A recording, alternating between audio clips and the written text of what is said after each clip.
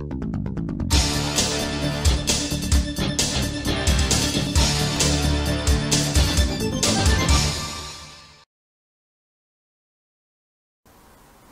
warahmatullahi wabarakatuh. Mohon maaf nih, tadi baru selesai meeting, jadi langsung saya live. Ini sesuai janji, seperti yang ada di poster, saya malam ini akan membahas tentang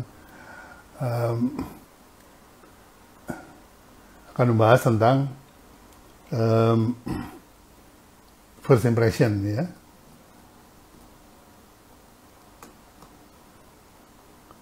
Oke, sebentar saya cari Mas ini.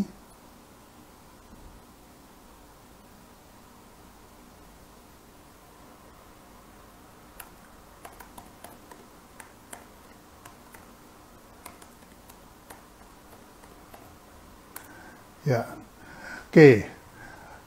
Jadi yang akan kita bahas ini adalah sebetulnya termasuk bagian dari branding atau bagian dari brand communication. Ini Mas Arif baru masuk.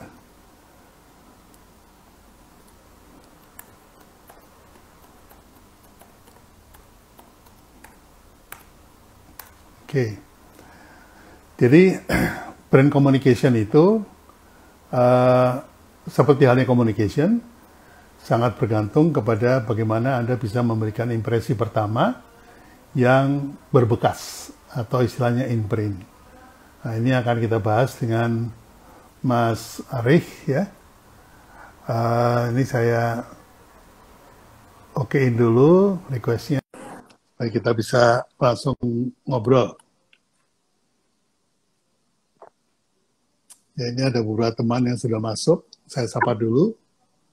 Assalamualaikum, Mas Arif. Waalaikumsalam warahmatullahi wabarakatuh, Pak Bi. Ya. Apa kabarnya, Pak Bi? Baik, alhamdulillah, baik. Ya, Alhamdulillah. ini saya juga baru selesai meeting, jadi baru mulai juga. Siap. Tadi biasalah konsultasi tanpa henti. Biasanya saya yang nonton Pak Bi nih tiap live. Sekarang alhamdulillah bisa kolaborasi bareng Pak Bi. Terima kasih banyak, Pak Bi. Ya, jadi tadi saya sudah kasih prolog sedikit banget. Itu bahwa malam ini kita akan membahas tentang first impression. Kalau dalam ilmu brand itu sudah masuk ke dalam brand communication. Artinya bukan lagi masuk strategi, tapi sudah masuk ke implementasi.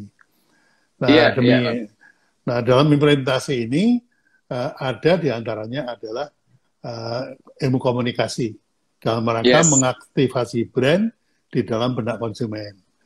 Nah, sebelum dimulai, saya nanti bagian nanya, nanti Mas Arif bagian menjelaskan. Jadi sebelumnya, karena follower saya banyak yang belum kenal, mungkin ya, saya yakin sih udah kenal sih. Silakan memperkenalkan diri, Anda dari mana, terus kemudian kerjanya ngapain aja, kenapa kok Papi ngundang gitu ya. Silakan. Iya. Selamat malam semuanya rekan-rekan, dari Pak Bi juga, dari saya juga. Mungkin bisa dimulai dengan teman-teman dari mana nih online-nya, ya ada 90 orang lebih, mudah-mudahan terus bertambah dan bertambah manfaat. Nama saya Arif Budi Utomo, biasa dipanggil Arif, Coach Arif gitu ya Pak Bi. Nama akrabnya kadang-kadang dipanggil Coach, jadi Koh Arif gitu. Intinya memang passion saya adalah di bidang komunikasi, membantu institusi, individu, public figure untuk meningkatin skill komunikasinya, Pak Bi. Jadi memang selalu kolaborasi dalam development people, baik perusahaan nasional, multinasional, dan malam ini kita bahas mengenai startup nih, Pak Bi. Ada hal menarik mengenai startup. Salah satu cerita skandal yang ada di Silicon Valley yang paling ramai saat ini, dan kita pengen belajar dari first impression. Gimana first impression ini berarti menjadi senjata bermata dua, Pak Bi. Bisa baik, bisa juga dibawa buruk. Begitu juga dengan brand, saya yakin di baliknya ada value yang baik, ada juga value yang mengakali. Nanti kita bahas, Pak Bi. Sementara kenalannya itu dulu, Pak Bi. Oke. Baik, nah ini terima kasih sudah dijelaskan oleh Mas Arif bahwa first impression itu melahirkan dua hal. Yang pertama, Anda naik menuju brand heaven atau terjun menuju brand hell. Kalau di brand lebih sadis lagi gitu. Jadi kalau begitu ketemu orangnya, simpatinya itu 3 detik pertama sudah tidak muncul, nah berarti dia sudah brand hell. Apapun yang lu ngomong, gua nggak percaya.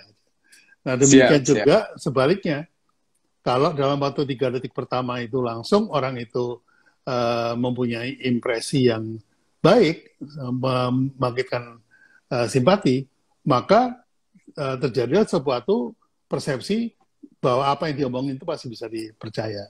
Jadi first impression itu paling penting, ya. Betul, Pak Abi. Betul. Nah, teman-teman kebanyakan yang live itu mengabaikan ini, ya. Termasuk saya sendiri. Saya tadi ngetik-ngetik untuk memberikan pin message bahwa hari ini kita ngebahas first impression. Akhirnya 3 detik pertama yang Anda lihat saya ngetik. Padahal harusnya selamat pagi. Nah, itu first impression. Ya. Jadi kira seperti itu. Jadi dalam brand pun juga ada yang namanya first impression. Dan tidak ada yang namanya second first impression. Ya. Tidak ada kesan pertama yang kedua. Kesan pertama ya cuma sekali. Ya. Betul. Itu yang kita akan bahas malam ini. Mas Arif mungkin bisa membahas secara metodologinya atau teorinya. Bagaimana sih gunanya first impression dan bagaimana menciptakan first impression, baru kemudian cerita skandal tadi. Silakan.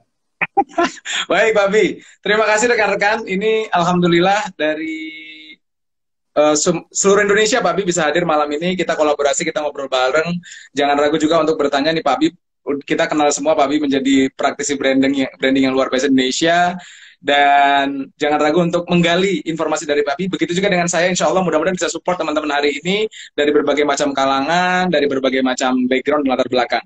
Baik, saya yakin sih Pak Abi bahwa yang namanya first impression ini memang butuh preparation yang matang gitu ya. Dan nggak tiba-tiba orang first impression-nya keren. Saya yakin brand juga seperti itu ya. Mulai dari Apple, saya lihat pertama kali dari film Steve Jobs gitu ya. Ternyata brandnya itu dan logonya itu masih belum jelas gitu ya. Dan nggak dipercaya sama orang lain. Tapi seiring waktu, melalui proses, seperti Pak Abi juga saya yakin, tidak tiba-tiba Pak Abi menjadi seorang maestro di branding gitu ya. Ada journey yang Pak Abi lewati sehingga Pak Abi sekarang memiliki kapasitas yang luar biasa. Begitu juga dengan communication skill dan akhirnya nanti berdampak kepada first impression Pak Abi. Memang kalau kita lihat misalnya Steve Jobs nih. Steve Jobs first presentation atau pertama kali Steve Jobs muncul di layar atau muncul di publik gitu Pak Abi ya. Kita bisa cek di YouTube, rambutnya gondrong, garu-garu kepala, bahunya turun, energinya nggak ada. Dan orang lah dari lihat Steve Jobs aja nggak yakin gitu. Bahkan produk yang dia jual itu semuanya investor keluar gitu. Saat itu Pak Abi. Nah, tapi seiring waktu, ini prinsip saya Pak Abi yang saya pegang adalah great communicators are not born, they are trained. So, orang yang bagus banget first impression-nya kepada seluruh level, seluruh stakeholder, ternyata ini melalui proses yang panjang. Kadang butuh coach dan mentor. Makanya Pak Abi, seperti malam ini ya Pak Abi, nggak selesai konsultasi karena setiap orang butuh masukan gitu ya. Termasuk Steve Jobs, dia punya mentor, Barack Obama punya 7 orang vocal coach. Kita bahas vokal sedikit Pak Abi ya, karena first impression-nya ada lewat suara, ada lewat wajah, ada lewat penampilan, ada lewat gestur. Tentunya nanti berhubungan juga dengan brand yang kita bawa ya, apa yang kita bawa. Nah itu prinsip pertamanya Pak Abi, artinya nggak bisa tiba-tiba orang first impression-nya itu langsung sempurna. Ternyata dia harus melakukan preparation yang matang, nanya feedback yang ahli. Kemudian dari situ nanti dia bertumbuh dan persepsi, confident level, dan value-nya makin lama saya yakin akan tumbuh. Pak Abi juga kemarin bahas mengenai brand value. Nah, ini kita bahas nanti. Kenapa kok ada orang bohong, tapi brand value-nya sampai $9 miliar. Ini gimana caranya Pak Abi? Kok bisa dengan first impression dia membuat seluruh Amerika terpukau? Nanti kita bahas kasusnya di tengah-tengah gitu ya. Dan prinsip keduanya mengenai first impression ini Pak Abi, ini fundamental kompetensi, apapun posisi Anda gitu. Mau Anda security misalnya security di satu bank gitu ya, security di satu toko gitu ya. Itu maka disitulah wajah pertama dari brandnya. Jadi pada saat brandnya udah failed, security-nya udah galak wajahnya, udah nggak enjoy, nggak ramah, wah itu brandnya akan mempengaruhi seluruh brand yang udah dibangun dengan biaya yang besar gitu. Jadi mau dari security, apalagi BOD gitu. Ini kelas kita banyak banget Pak Bi untuk membenahi BOD level, C level. Karena waktu ngomong di forum gitu, jangankan di media televisi, tapi di forum yang non formal saja kadang-kadang nggak sesuai cara penyampaian, gestur, pilihan diksi dan lain-lain. Ini Pak Bi juga pernah posting nih masalah pejabat publik butuh kemampuan basic public speaking ya. First impression ini another level. Dan yang ketiga Pak Bi adalah first impression. Di dalamnya termasuk communication skill. Ini bukan tentang teori. Jadi Sarah kalau kita bahas teori, ini harus dicoba, terus ngerasa failed, ini gagal nih saya nih ngasih kesan yang baik kepada dosen, kepada stakeholder, customer, ya harus iterasi, perbaiki lagi. Apa yang salah? Jangan-jangan backgroundnya yang salah. Ada deal besar nggak terjadi gara-gara backgroundnya ada jemuran, Pak. Jadi bukan orangnya yang salah, tapi background dia online itu ada pakaian kotor, ada jemuran juga yang nggak terurus gitu. Gimana mengurus project besar gitu kalau dia nggak bisa ngurus pakaian kotor. Jadi Pak Bi, ini 3 prinsip yang selalu saya pegang. Pertama proses, kedua adalah ini kompetensi vital bagi semua orang, communication skill apalagi brand pribadi. Yang terakhir adalah ini bukan tentang teori, tapi rekan-rekan harapannya langsung aja dipraktekin setelah malam ini sharing, besok langsung ketemu orang, hati-hati. Semua pertemuan showtime, online, offline, telepon, dimanapun, itulah brand Anda. Karena pada dasarnya ada brand yang kuat, tapi ternyata ada pengaruh dari founder juga, Pak. Jadi Tesla itu mungkin ada faktor yang bikin nilainya valuasi tinggi, karena Elon Musk benar-benar value-nya, dream-nya, langkah-langkahnya benar-benar dipercaya oleh investor. Itu Pak Bi, pengantar dulu Pak Bi, prinsip dulu. Ya, jadi mau betul bahwa brand adalah trust. Jadi kalau Anda mau dipercaya sama orang, itu trust yang sekian tahun kemudian itu sangat bergantung pada 5 detik pertama. Ya, itu yang harus dimasukin ke dalam program kita. Bahwa 5 detik pertama itu bisa mempengaruhi trust sekian tahun, puluh tahun kemudian. Ya. Nah, misalnya saya mau dipercaya sebagai orang yang ramah, maka saya nggak boleh hilang senyum. Ya, Dale Carnegie mengatakan smile itu adalah nomor 1. Ya, smile is a curved line that straighten everything. Garis lengkung yang meluruskan semua urusan itu smile. Tapi kalau Anda mau dipersepsi sebagai orang yang tegas, galak, tidak ramah, maka Anda harus menghilangkan senyum. Kalau saya nggak senyum seperti ini, saya yakin Anda tidak akan berani nyapa saya. Ya. Apalagi ngomongnya, begini ya, kalau mau bicara sama saya, baca bukunya dulu. Baru bicara sama saya.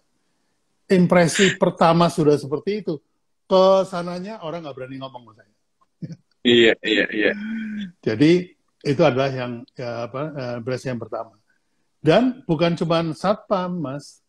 Bahkan ada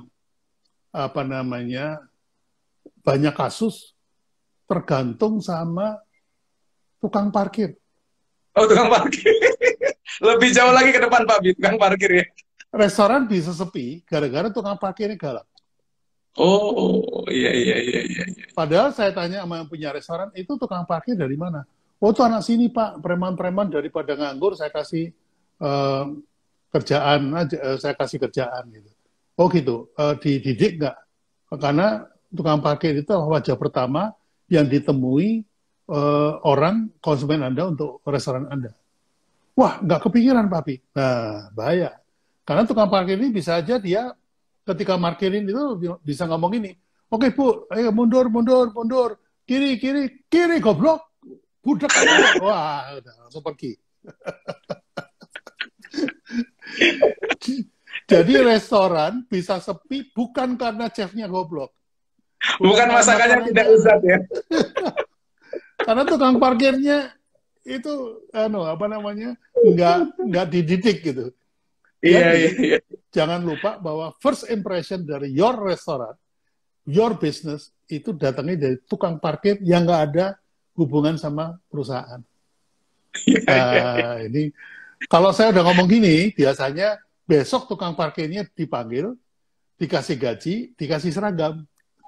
Iya. Bener Pak Bi, saya tadi benar-benar nggak pikiran ada layer lebih jauh daripada security frontline di depan ya. Ternyata tukang parkir ini langsung memberikan customer experience yang ngaruh ke Exactly. pengunjung. Exactly. Iya. Jadi Bukan suapan pertama Pak Bi ya, tapi arahan mobil pertama. sebelum nyuap pertama itu sudah. Iya. Saya baru tahu ini segmen materi saya bukan hanya buat founders, tapi ternyata buat tukang parkir juga penting. Dan tadi Pak Bi menyampaikan ternyata seragam jadi penting ya Pak Bi ya. Seragam, kerapihan, keramahan itu akan mempengaruhi customer experience dan akhirnya nanti akan memudahkan emosinya mungkin masuk ke ruangan lebih enak, menikmati makanan lebih enak karena emosinya udah dibangun dari pertama kali first touch dengan brandnya gitu Pak Bi ya. Betul. Jadi di hotel-hotel itu seringkali doorman-nya itu didandanin.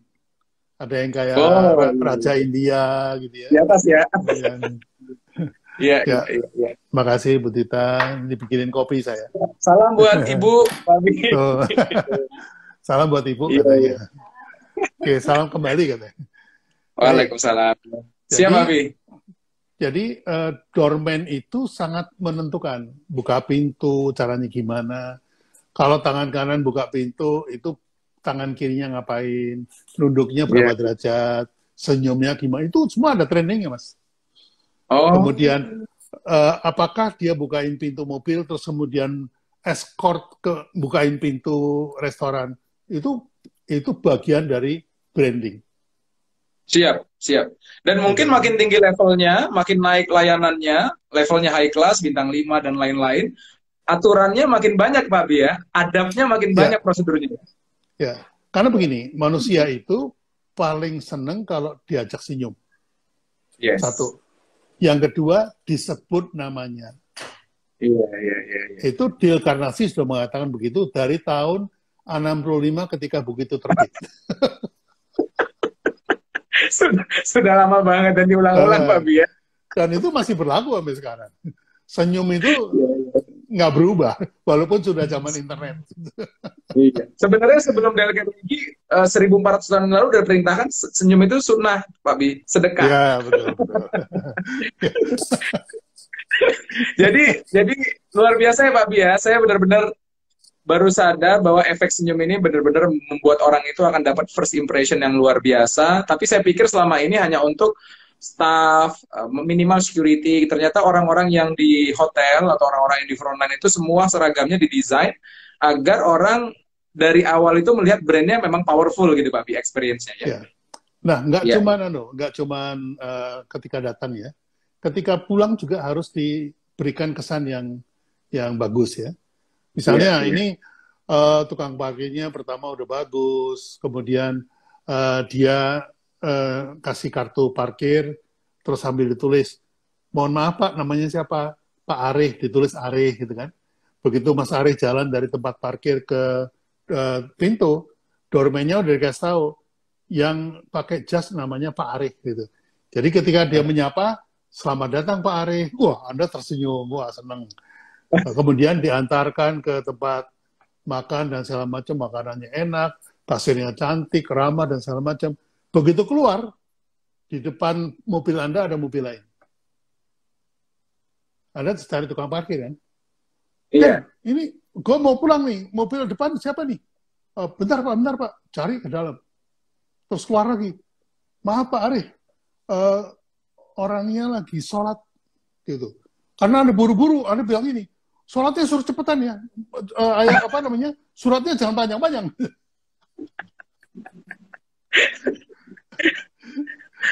Karena lama, akhirnya kesan yang sudah dibangun dari awal begitu bagus, itu menjadi jelek gara-gara mobilnya baret, parkirnya ketutupan, tukang parkirnya ngilang. Nah, itu bisa rusak lagi.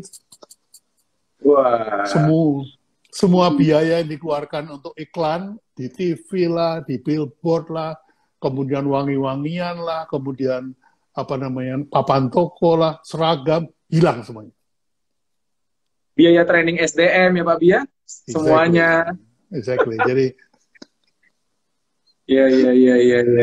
Itu kita baru ngomongin first impression doang tuh.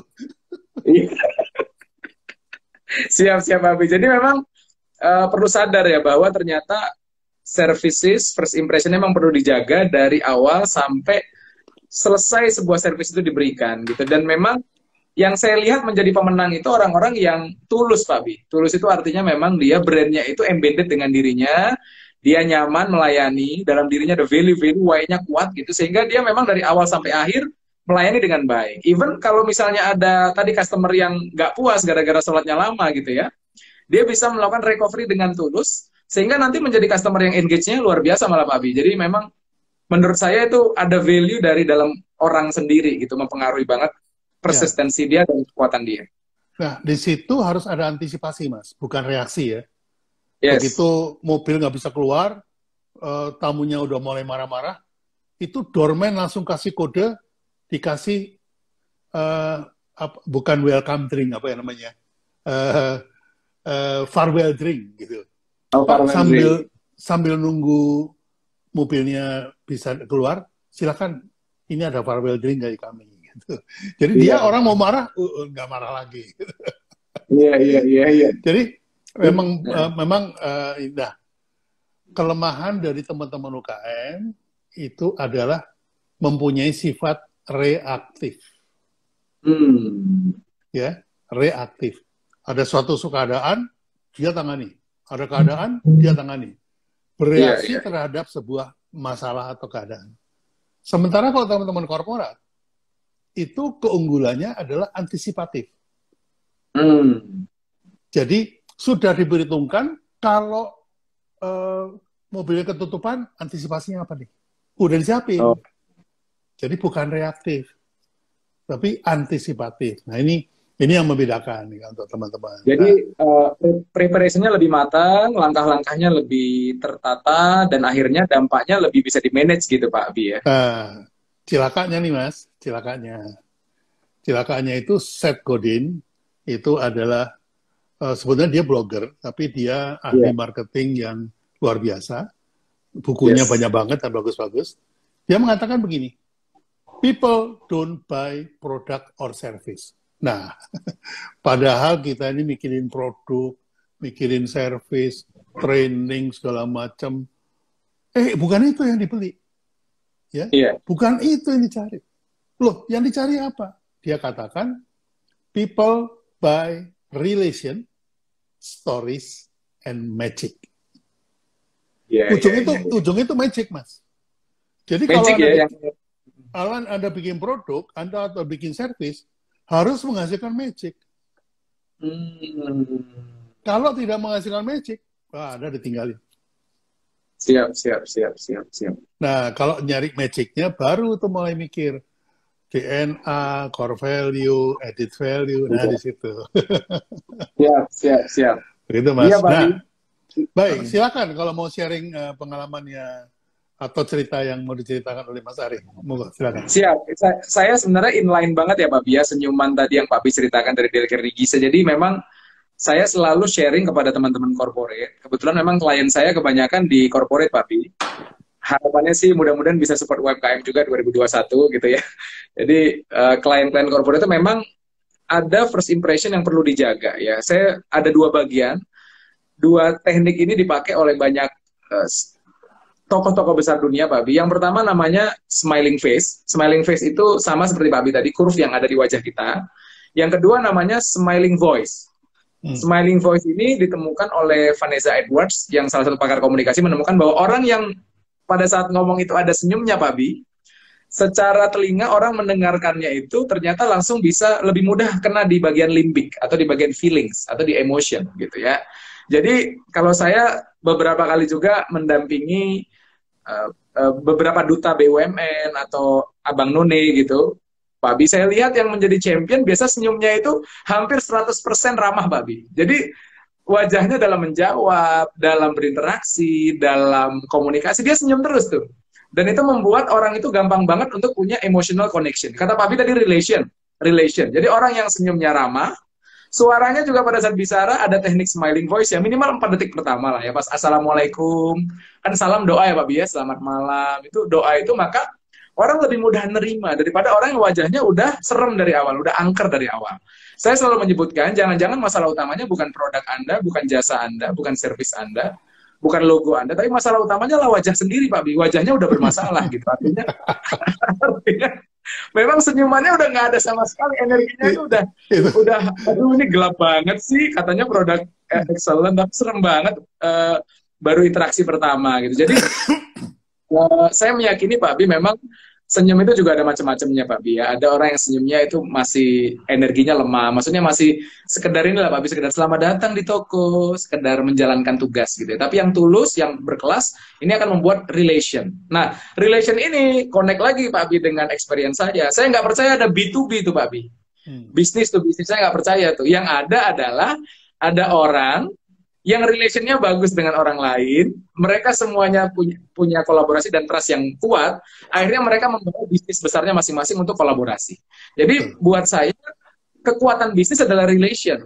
Jadi mau ada orang nggak punya logo, Pak Bi, nggak punya website misalnya, nggak punya banyak iklan, tapi kok bisa bangun trust di banyak orang gitu ya, karena kemampuan dia mungkin pada saat nelpon Pak Bi. Nah, ini saya ada 2 kasus yang saya cerita ke Pak Bi. Ada satu kasus, ada gimana caranya, udah ada yang nanya nih Pak Bi. Jadi ada kasus, nanti saya ceritakan mengenai satu kasus Silicon Valley Theranos, yang kedua satu story based on true story, The Wolf of Wall Street. Teman-teman pernah nonton nggak film The Wolf of Wall Street yang dimainkan oleh Leonardo DiCaprio? Tokoh utamanya adalah Jordan Belfort. Ini kekuatan smiling voice Pak Bi. Sekali nelpon, kalau orang lain jual $3 aja nggak laku, ini based on true story, ada di filmnya juga, teman-teman boleh nonton. Saya selalu pakai studi kasus ini Pak Bi di materi saya. Kalau orang sekali nelpon aja $3 nggak laku, Jordan Belfort ini sekali nelpon, itu langsung di $8.000. Dan membuat terpesona teman-temannya di UMKM, waktu itu UMKM kecil. Akhirnya dia lihat potensinya, dia bangun bisnis sendiri, dia rekrut orang-orang yang amatir, dilatih dengan script, smiling voice, intonasi. Pak Bi, rekor dia sekali nelpon $13 juta, Pak Bi. 5 menit nelpon, langsung deal dapat cash $13 juta. Jadi ternyata kekuatan senyum Pak Bi, bukan hanya dilihat di wajah, tapi kekuatan senyum pada saat bisa keluar dari suara, ini akan menjadi suara yang membuat orang lain itu gampang bangun relation ke kita. Cepat jadi teman gitu. Karena orang begitu melihat kita cuma ada 2 pilihan Pak Bi. Ini bagian dari saya atau bukan bagian dari saya, itu aja. PR kita adalah brand kita masuk dengan brand kita gampang connect dengan siapapun. Jadi gampang banget untuk langsung, oh ini bagian dari saya, ini bisa kolaborasi, ini orangnya asik gitu ya. Karena biasanya orang hanya mau deal sama orang yang asik. Itu kuncinya sih, Babi. Sementara itu, Babi. Ya, jadi relation itu memang di dalam bisnis itu terjadi karena orang, bukan karena perusahaan. Jadi B2B itu nggak ada. Yang ada tetap person to person. Ya. Seperti berapa tahun yang lalu saya beli buku, itu judulnya Business Ethics. Oke. Okay. Ya. Lalu saya buka, halaman pertama ditulis, there is no such things called business ethics. Ya. What exists is an ethical person doing business. Jadi etika bisnis itu nggak ada. Pak Bi, diulang lagi, Pak Bi. Ini quote yang bagus, Pak Bi. Ini karena teman-teman saya yang kita baru bahas business ethics juga, baru minggu lalu, Pak Bi. Persis baru minggu lalu kita bahas business ethics, termasuk cerita nanti kita ada hubungan dengan business ethics. Saya mohon Pak Bi diulang lagi tadi, Pak Bi. Halaman pertama. Okay. Jadi bukunya judulnya Business Ethics. Yes. Tapi halaman pertama langsung ditulis tuh kayak yang quote untuk orang tuanya gitu ya. Ditulis. Yeah. There is no such things called business ethics. Ya. Yeah. What exists is an ethical person doing business. Doing business. Oke. Tepuk tangan dulu. Jadi kalau business ethic itu dikarang-karang, diatur-atur gitu. Tapi kalau ethical person itu dia sudah punya etika. Yes. Nah, di sini jujur aja kemenangan dari teman-teman keturunan itu kekuatannya ada di sini. Etika bisnisnya luar biasa. Jadi dia punya etika. Saya bisnis sama Polytron 16 tahun. Nggak ada yang namanya kontrak. Hmm. Oke, saya bisnis sama Indofood 10 tahun. Kontrak hanya tahun pertama. Tahun berikutnya perpanjangan nggak ada. Karena yang dipegang omongannya. Yes, yes, Gitu. yes, yes. Jadi orang-orang yang etikanya itu tinggi, dia nggak butuh kertas untuk menjamin etikanya dia. Untuk menjamin kata-katanya dia nggak butuh kertas. Ya, jadi my word is my bond. Nah, dan akhirnya customer merasakan itu dan trust-nya jadi kuat relationnya Pak Bi ya. Exactly. Yes. Dan nggak cuma itu, McDonald saya pegang 8 tahun. Kontrak cuma tahun pertama. Tahun kedua, ketiga, keempat sudah tidak ada kontrak lagi. Sudah berlanjut saja sebagai partner Pak Bi ya. Ya, jadi di sini jelas terbukti bahwa nggak ada tuh bisnis ethics. Karena kalau bisnis ethics itu ya harus ada kontrak tertulis, MOU diawali dengan MOU dulu, kemudian kontrak, kemudian ada macam-macam ya, macam-macam. Jadi, tapi di dalam bisnisnya sendiri sebetulnya yang bicara tuh ethics, bukan papers ya. Bahwa kemudian untuk kepentingan perlindungan hukum itu dibutuhkan papers.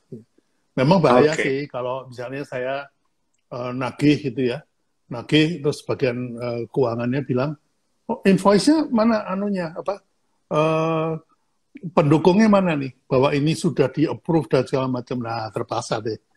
Nah, itu udah kerjaan administrasi. Siap. Jadi Pak Bi, saya pengen validasi juga nih dari pengalaman saya tadi. Pak Bi kan bilang bener-bener bisnis itu nggak ada B2B sebenarnya kan, tapi relation yang dibangun. Jadi saya kalau boleh cerita Pak Bi, ini validasi aja. Berarti Pak Bi membangun komunikasi dengan dulu Mayora, Kopiko gitu ya, Polytron, Indomie, dan banyak brand-brand besar yang udah masuk ke saya dari kecil tuh Pak Bi. Berarti dimulai dari Pak Bi membangun relation dengan salah satu orang di dalam organisasi, pihak yang mungkin dia decision maker, and then trial, and then nyoba jasa Pak Bi, and then cocok, Pak Bi dikasih kesempatan nyoba lagi yang kedua, ketiga, seterusnya dimulai dari satu orang dulu. Betul Pak Bi ya? Ya, dan saya selalu bertanya, apakah Anda punya otoritas untuk memutuskan? Oke. Oh, nanti saya harus lapor ke bos saya. Kalau gitu bawa saya ke bos Anda. Oke. Mengapa? Karena Anda minta saya cepat. Mempercepat proses adalah biarlah yang bisa ngambil putusan bicara sama yang ngambil putusan. Iya. Untuk memperpendek rantai aja. Jadi seperti itu. Makanya kenapa saya urusannya sama presiden rata-rata sama CEO, karena saya mengatakan itu. Dan I make them believe bahwa yang bertanggung jawab terhadap brand adalah CEO, bukan marketing director. Karena marketing dan brand itu beda urusan. Marketing ngurusin yang fisikal, kalau brand ngurusin yang intangible. Gitu. Siap. Nah sekarang udah lebih kelihatan lagi, lebih enak lagi. Marketingnya Gojek tuh ngapain sih? Dia cuma ngerekrut ini aja, driver. Sudah suruh bawa motor. Jadi kalau kita evaluasi yang namanya Gojek itu nggak ada tuh kekayaan fisik. Namanya motor tuh nggak ada. Karyawan driver tuh nggak ada. Jadi physical asetnya itu nggak ada. Tapi non-fisiknya, yang namanya brand, business model, produk konsep, itu tinggi sekali. Betul. Makin ke sini, bisnis itu makin seperti itu. Iya. Ya terbukti Tesla, Pak Bi, sama Toyota penjualannya kita tahu. Tesla baru berapa puluh miliar, Toyota udah ratusan miliar, tapi valuasi saat ini $1 triliun yang pertama ini jauh dari semua brand yang udah dibangun dari tahun-tahun perjuangan gitu Pak Bi. Karena valuasi dari bisnis model, dream, visi yang dibangun, terus founders juga mungkin ya Pak Bi ya, foundersnya juga dan value dari core-nya dari perusahaan sendiri. Ya, jadi semua itu dimulai dengan first impression. Siap.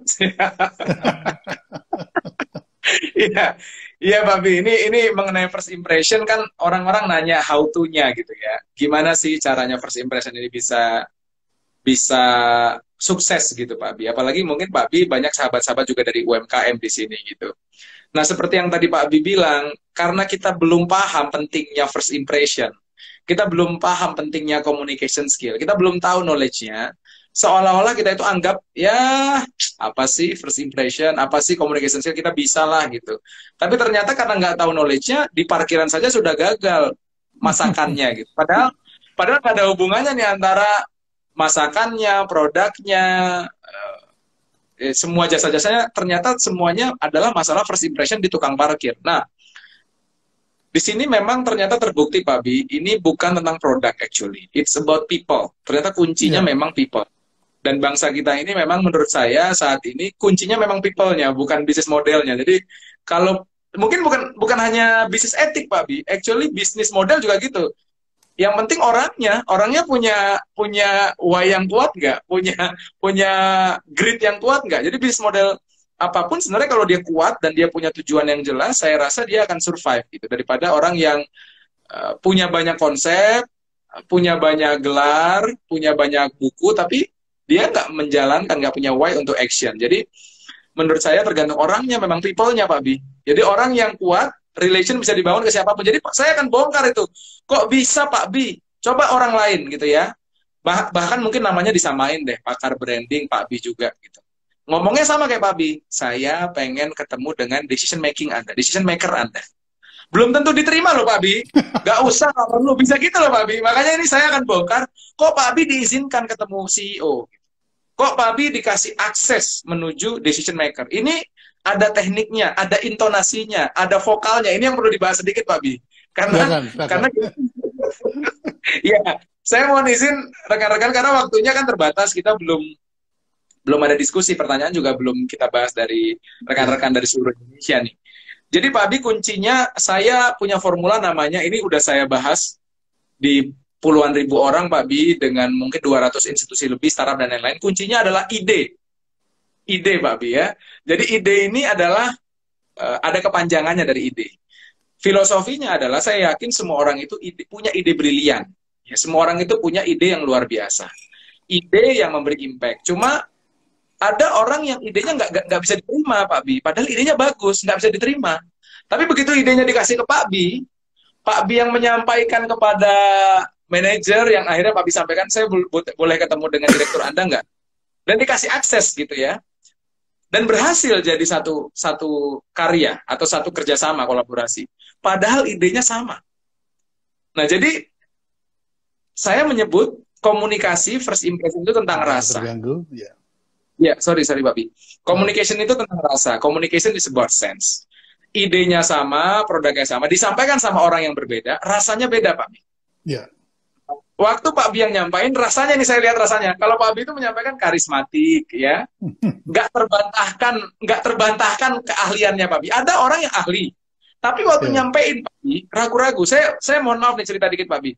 Saya dulu pernah bekerja di perusahaan multinasional, dan saya banyak juga melihat banyak sekali pimpinan-pimpinan organisasi yang pada saat dia mau naik level, misalnya level BOD gitu ya, belum masuk ke ruangan untuk dipresentasi aja, itu udah ragu-ragu gitu. Udah takut duluan akan disidang oleh komisaris dan level-level BOD lainnya. Dan ini menyebabkan orang itu gak yakin dengan dia, Pak Bi. Padahal experience-nya, track record-nya, portfolio udah bagus. Cuma pada saat dia ngomong udah gemeter, orang bertanya, ini bener project yang kamu kerjakan atau tidak? Jadi, sekali lagi, ada rasa. Dan saya waktu lihat Pak Bi ngomong tadi, kamu decision maker bukan? Bukan. Oke, saya pengen ketemu decision maker karena kita sama-sama butuh keputusan yang cepat. Bagaimana kira-kira saya bisa nggak langsung ketemu dengan... Nah, rasa waktu Pak Bi ngomong gitu, itu rasanya kalau politik ya Pak Bi, elektabilitasnya tinggi. Ibaratnya. Jadi orang itu, wah ini orang yang elektabilitasnya tinggi nih. Udah, kasih akses langsung ke pimpinan kita gitu ya Pak Bi ya. Jadi ide akan memberi impact, akan memberi profit tergantung dari siapa orangnya yang mendeliver. Nah, ide-nya itu adalah inner power, Pak Bi. Ini saya selalu bahas di mana-mana, inner power. Kemarin dengan Coach Indra Safri, saya ada sesi juga dengan para top leader salah satu perusahaan BUMN. Coach Indra dapat pesan dari Pak almarhum B.J. Habibie, katanya orang itu skill 20% aja. Yang bikin orang jadi hebat, pemain timnas PD lawan Korea Selatan, kita PD lawan negara Eropa, PD tanding lawan Barcelona, ternyata ini faktor mental dan spiritual. Dua-duanya bisa menguatkan atau salah satunya bisa sendiri. Jadi 80% itu ternyata di bawah subconscious kali Pak Bi ya, subconsciousnya. Jadi kalau dia udah ngerasa kalah, maksudnya udah berat nih.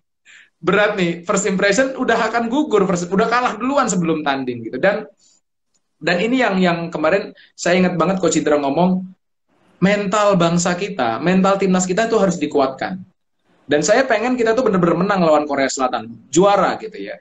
Walaupun jurnalis ternyata Pak Bi, itu macam-macam juga perspektifnya. Salah satu jurnalis yang bikin Coach Indra itu sangat marah adalah pertanyaan seperti ini Pak Bi. Coach, gimana caranya agar bangsa kita nggak dibantai banyak Coach sama Korea Selatan? Itu Coach Indra marah. Loh ini anak-anak butuh support mental kok jurnalis kita bilang kita mau dibantai, kita mau tanding. Maka dia marah di press conference itu. Dan wartawan nulisnya Indra Safri coach yang angkuh gitu ya. Jadi malah diserang coachnya ya.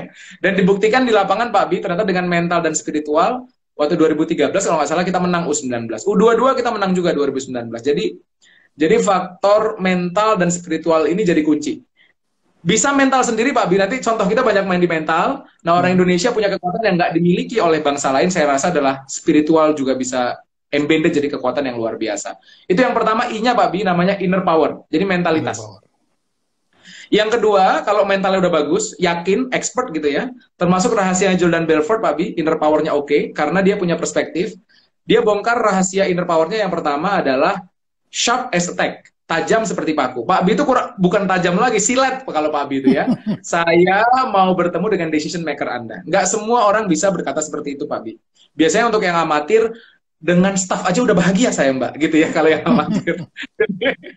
Hanya level-level tertentu yang bisa mengeluarkan kalimat, saya ingin ketemu dengan decision maker Anda. Tajam sekali. Pak Bi hanya mau diskusi dengan decision maker, karena langkah-langkah yang dilakukan kolaborasinya besar. Itu extremely Pak Bi menerapkan ilmunya Jordan Belfort, tajam. Yang kedua adalah enthusiast like hell.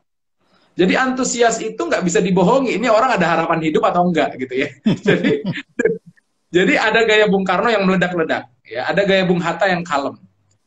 Antusiasnya nggak bisa dibohongi. Kecintaan terhadap bangsa, bahasa. Saya sering nonton tuh Pak Bi, video Bung Hatta pidato gitu ya, Bung Karno pidato, atau Obama pidato. Saya lihat antusiasnya nggak bisa dibohongi dengan style masing-masing.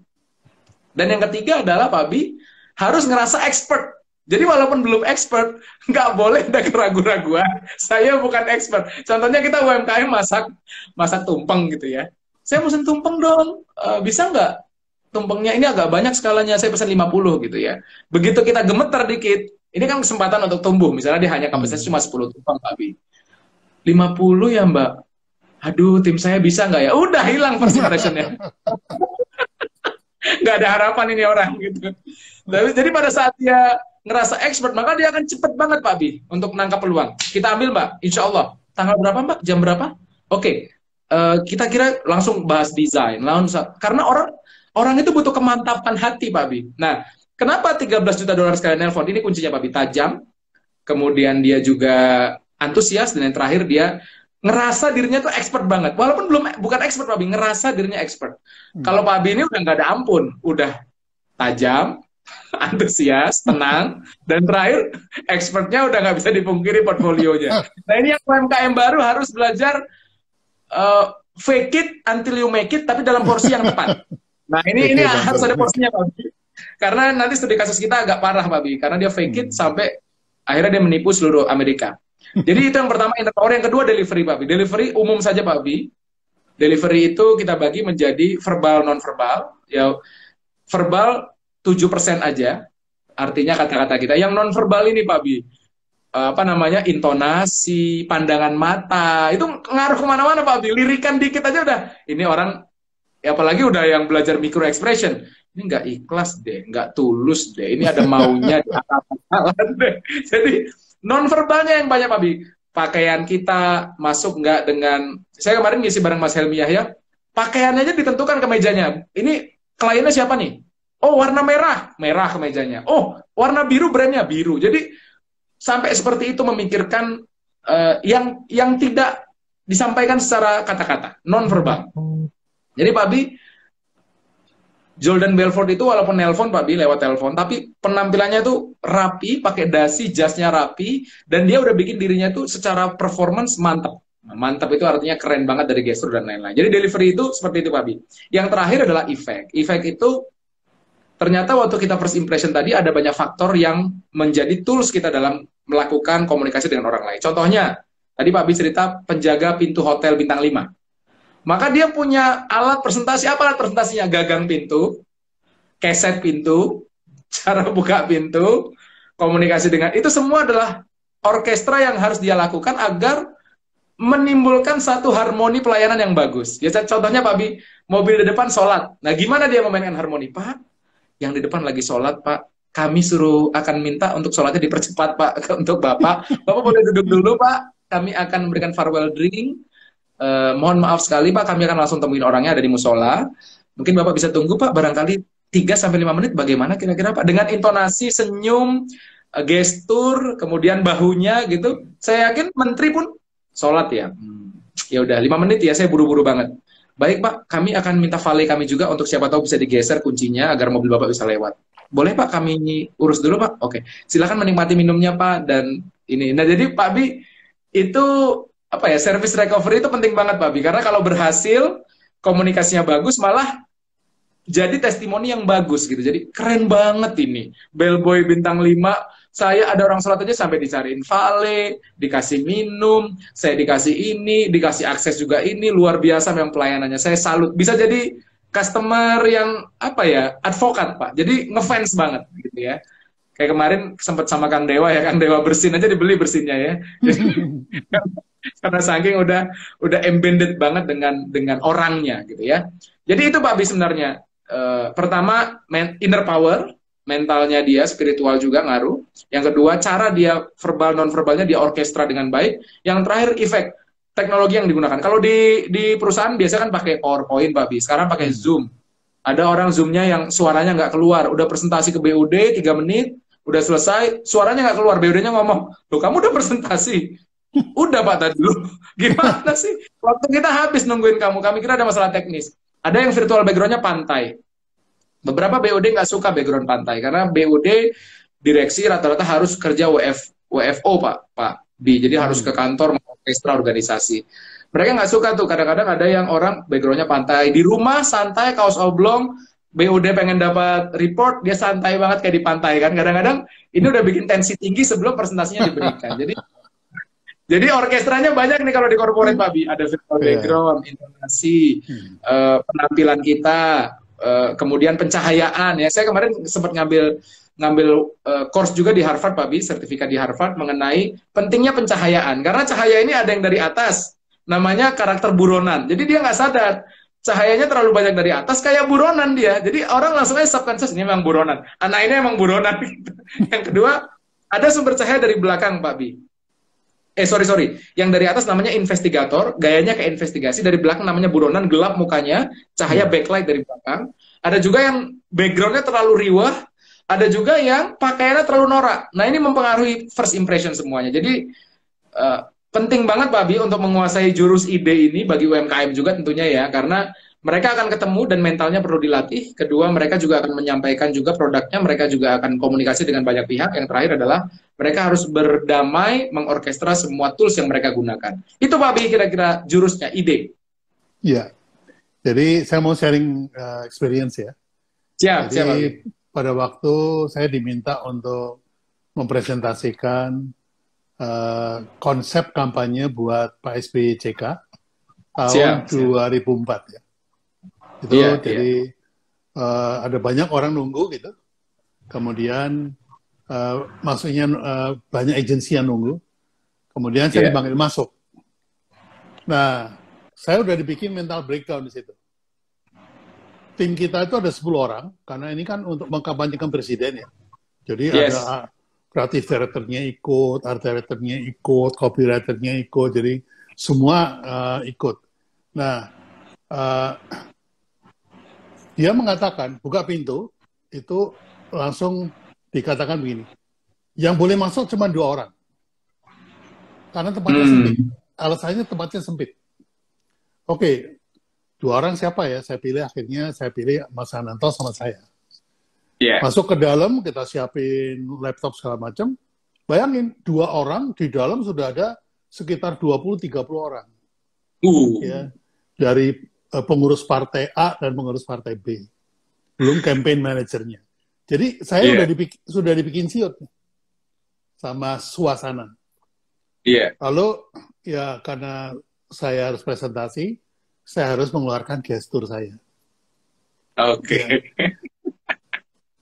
Jadi begitu mulai, saya bilang Assalamualaikum. Baik, saya akan menyampaikan perencanaan kami untuk kampanye presidensial 2004 dengan 6 calon presiden. Akan saya mulai. Pertama-tama saya akan sampaikan, talking about politics, I do the listening, you do the talking. But talking about brand, I do the talking, you do the listening. Positioning tajam langsung. Langsung. Lu jangan ngajarin gua tentang brand, karena lu ngajarin ikan berenang.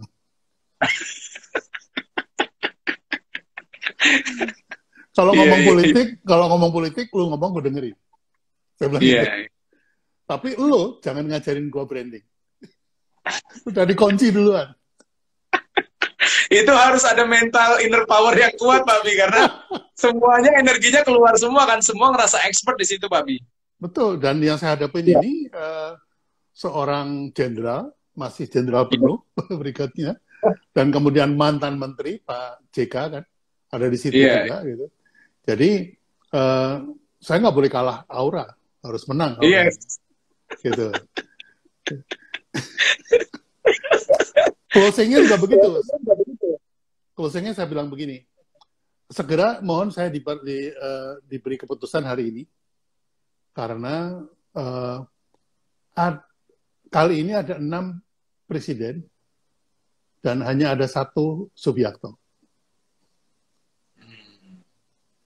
Ada 6 loh calon presidennya, tapi Subiakto cuma 1. Maksudnya kalau lu nggak pakai gua bisa ke sana loh. Iya, itu positioning lagi. Ini lagi apa? Itu udah expert banget, Pak Bi, udah legend banget tuh. Akhirnya beliau bilang, oke, kami putuskan langsung Pak supaya Pak Biakto bisa langsung bekerja. Saya putuskan kita menggunakan agensinya Pak Biakto. Udah, orang-orang yang di luar country mau presentasi pulang semua. Iya, itu memang bahasanya Pak Abi tadi kan nggak boleh kalah aura ya. Bahkan aura Pak Abi itu membuat tender-tender yang lain atau semua kompetitor yang lain langsung pulang kan. Artinya energi Pak Abi itu benar-benar langsung bikin srek Pak SBY, langsung bikin srek audiens gitu. Nah ini masalah aura ini, inner power ini memang nanti akan kita kupas sedikit Pak Abi ya. Kenapa kok? Boleh. Kok bisa orang itu bikin deal gitu ya? Saya nyebutnya the deal maker. Ya. Jadi orang ini kok gampang banget ngedilin sesuatu gitu ya. Sementara ada orang yang mungkin di luar Pak Abi, ada yang luar negeri loh Pak Abi, ada vendor luar negeri yang mungkin punya track record juga di luar negeri, punya kemampuan brand luar negeri, kampanye luar negeri, tapi kenapa Pak Abi langsung bikin srek? Di titik itu bikin srek. Berarti itu Pak Abi kan kena ke bagian otak limbik ya Pak Abi, decision making ya. Sampai orang, oke, deal, yang lain boleh, terima kasih sudah hadir ke sini, kita akan memakai agensinya Pak Abi. Nah ini the deal maker-nya ada seninya lagi Pak Abi. Bukan hanya first impression, tapi dia closing statement-nya tadi juga berhasil menanamkan, wah ini bahaya kalau nggak gua pakai nih. Itu nanti kita bahas lagi. Ya, karena memang ada 2 cara untuk mengenal Pak Abi, yaitu menjadi teman, atau berhadapan menjadi lawan. Kalau saya nggak gitu Pak Abi, itu Pak Abi levelnya udah expert. Jadi teman-teman agensi lain itu zaman saya dulu, itu kalau pitching bareng sama agensi saya, hotline, itu kalau menang itu dia double happiness, Mas. Happy pertama dapat account, happy kedua mengalahkan Pak B. Pak B, tepuk tangan. Bisa saja menang kan harganya lebih murah Pak B. Padahal mungkin itu, gitu. Kebanyakan itu. Iya. Tapi nggak apa-apa, yang penting menang lawan Pak B gitu Pak biasanya Pak yang baru belajar. Nah, ada lagi pengalaman begini. Jadi saya dipanggil sama klien saya waktu itu tahun berapa ya? Tahun 85 kalau salah. Sorry ya, 85. Itu karena saya pegang Polytron dari tahun 81. Tahun 85 itu kita bikin desain untuk Grand Compo namanya. Grand Compo zaman dulu kan ya. Ada kasetnya, ada segala macam. Di atas ada CD-nya gitu. Itu udah jadi, kemudian saya dipanggil. Pak Bi, saya mau bikin minta dibuatin branding untuk produk saya ini. Sementara saya kasih nama Grandmaster. Gitu. Gitu. Oke. Baik, ini lawannya siapa nih? Kita kalau mau tarung harus tahu dong lawannya siapa. Kalau lawannya nggak tahu, kita susah. Lawannya Sony Basoka. Oh gitu. Nah, sekarang saya tanya, kenapa orang harus membeli Grandmaster ini padahal ada Sony Basoka? Oh gini Pak, karena kita itu bassnya itu oke banget. Bassnya itu kuat sekali. Jadi kalau untuk musik-musik rock and roll itu akan bunyinya akan kuat sekali. Oh gitu Pak. Ya. Terus menurut Pak Abi gimana? Nama Grandmaster bagus apa enggak? Saya bilang, kalau lawannya Basoka, kenapa nggak kita kasih nama Basoke? Ya kan? Basoka itu berdentum kan? Kalau Basoke itu bassnya oke banget. Oh iya. Wah, langsung dia angkat telepon ke Kudus. Teman-teman, stop dulu ini produksi packagingnya semua di stop. Ganti label, kasih merek Basoke. Itu nggak pakai rapat itu. Langsung di saat itu juga. Luar biasa. Saya udah kayak angsa bertelur emas gitu. Jadi begitu telur emasnya keluar, wah langsung di... Nah, cerita berikutnya lebih ngeri lagi. Oke Pak, kapan kita bisa syuting? Gitu. Kita bisa syuting kapan? Saya bilang, gini Pak, idenya gimana? Ya harus pakai jingle. Kalau pakai bass kan harus pakai jingle. Harus pakai musik. Musiknya gimana?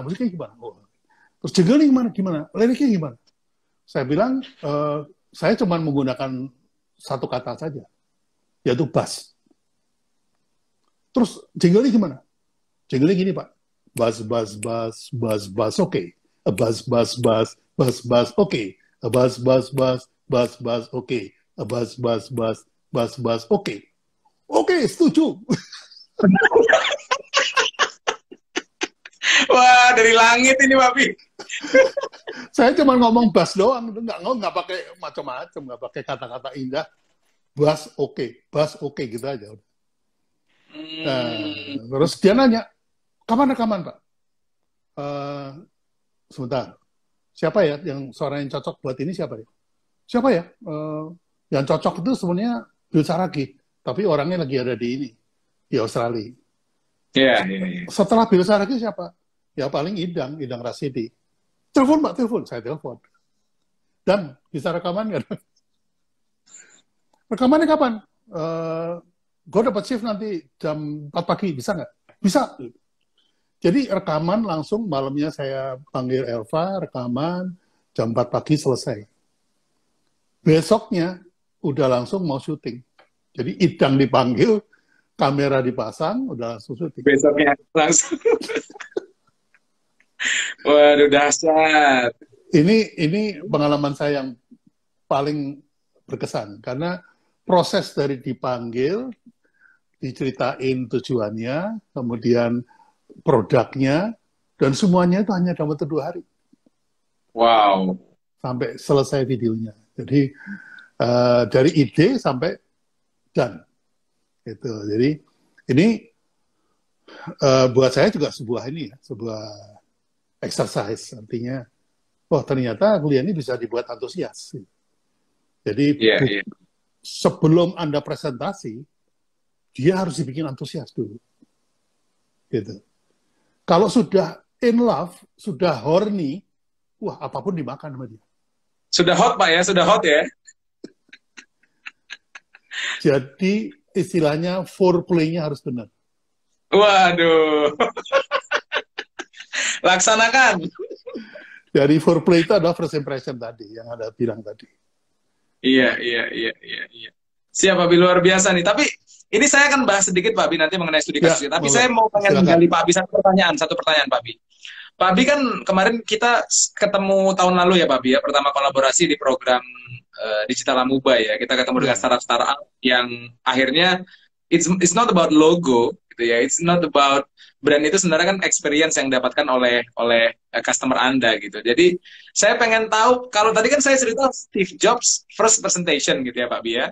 Atau Obama pertama pidato mungkin jangan-jangan di Indonesia tuh masih di Menteng gitu, masih nggak jelas, celana pendekan dan lain-lain. Nah, Pak Bi juga luar biasa nih. Saya mulai dari tadi Bas Oke gitu ya, Grandmaster. Itu semuanya di kepala saya terbayang karena saya dari bayi udah ketemu produk-produknya Pak Bi nih, Indomie lah, Kopiko gitu.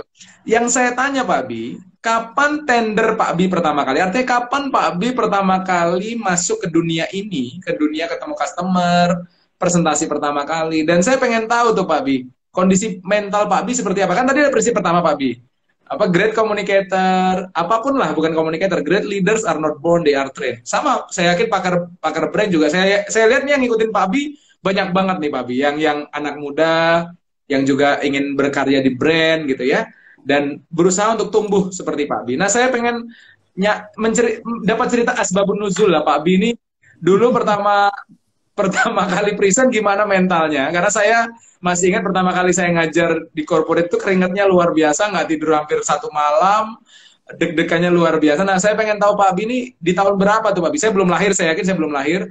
Cuma Pak Bi bisa cerita gimana pengalamannya Pak Bi? Apakah langsung berhasil atau ya so-so aja? Silakan Pak Bi. Ya, pertama saya menyapa dulu Mas Handoko Indroyono nih. Terima kasih sudah hadir. Komentarnya beliau, energi kreatif Mas Bi luar biasa. Salut. Wah, terima kasih Mas Handoko. Ini sama-sama senior. Sama-sama senior, Mas Handoko juga luar biasa. Siap. Mas Handoko kan pencetus dari yang disebut artisan, UKM artisan ya. Siap. Energi kreatifnya luar biasa juga. Siap. Nah, begini. Jadi saya itu dari tahun 69 sampai 76 itu saya kerja ikut orang, kerja di percetakan. Ya. Di situ saya mulai terlatih karena dikasih guru-guru untuk ngajarin apa itu logo, apa itu setting percetakan, color separation dan segala macam. Nah, di situ saya sudah mulai membiasakan berhadapan dengan orang asing. Ya. Itu yang pertama. Kemudian saya diajak oleh bos saya, itu diajak selalu ketemu sama klien-klien. Jadi dibilang, oh jangan takut, pokoknya packaging kamu akan memberikan first impression yang bagus karena saya punya artis yang luar biasa, namanya Subiakto, gitu. Jadi dijual sama dia. Gitu. Itu sampai tahun 76. Terus saya keluar dari perusahaan itu bukan karena uangnya kurang. Saya waktu itu digaji $2.000. Dan saya merasa kok saya jadi big frog in a small pond gitu ya. Jadi kodok besar di kolam kecil. Wah, gue harus keluar nih. Butuh tantangan gitu. Nah, kolam yang lebih besar namanya periklanan. Saya masuk ke periklanan dan begitu masuk ke periklanan, saya modalnya cuma satu. Ya, ketika ketemu sama bos yang akan datang, yang baru, itu Anda harus bicara besar. Pakai mobil besar. Baju besar. Dasi besar. Pokoknya semua serba besar.